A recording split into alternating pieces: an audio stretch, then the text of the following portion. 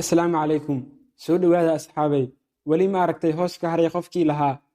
labadii magaalo ee Mareykanka uu ku dhuftay nuclear-ka waxa laga helay arin mucjiso u ekeed intii aan cilmiga fiisikiska lagu sharxin ka hor darbiyadii iyo jidadkii magaalooyinka Hiroshima iyo Nagasaki waxa weerarka kadib lagu arkay hoosas dad iyo waxyaabo kale oo haddana cidii hooskaas leed ayna joogin meesha dabcan ay dhimatay ama ay burburtay haddii la oran jiray qof iyo hooskiisa ma kala haraan nuclear-ka ayaa beeniyay arintaas ilaa maanta oo 76 sano laga joogo weerarkaas rugta keedka hidaha iyo dhaqanka ee Hiroshima oo lagu magacaabo متحف حسوسيتك nabadda ee jiilka soo socda waxa wali yaala darbiyo jidad la soo fujiyay oo ay ka muuqdaan hoosaska ilbirqsiyadii u dambeeyay ee nolosha dadka iyo walxihii ku dhamaaday weeraradaas haddaba sidee ay wax u dhaceen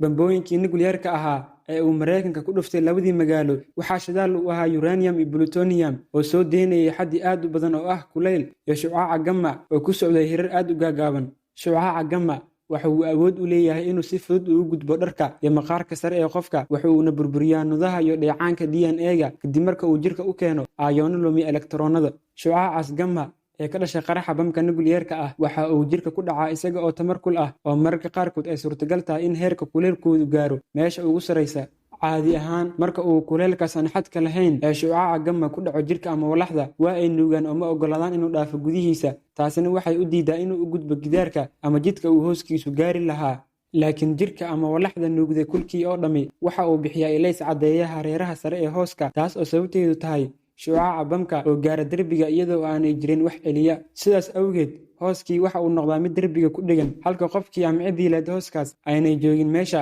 dadka qaar ayaa waxay ugu yeeraan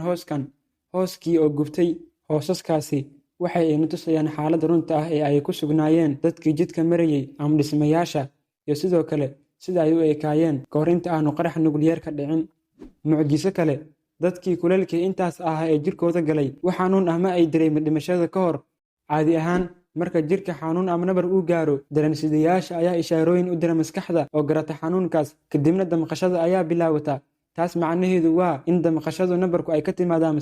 maskaxduna ay neerfayaal fariinta gaarsiiyaan laakiin xawaaraha oo kulka iyo shucaaca nuclear-ka uu ku socday oo xadka ka baxsanaa awgeed waxa uu xitaa ka dheereeyay intii aanay dareen wadayaashu maskaxda gaarsiinin fariinta xanuunka ku dhacay sidaas awgeed waxaa nasiib ah in qofkii u dhintayba intii aanay fariinta xanuunka gaarin maskaxda ay aanu damqasho dareemin waxaa naxdin leh in Mareykanka uu qorsheeyay inuu Japan uu ku dhufto wax ka badan 2 bambo oo nuclear ah laakiin intii aanu nuclear-kii saddexaad ku tuurin ayaa uu boqorkii Japan go'aansaday inuu dalkiisa is dhiibo sidaas ayuuna weerarkii ku joogsaday dagaalkiina ku dhamaaday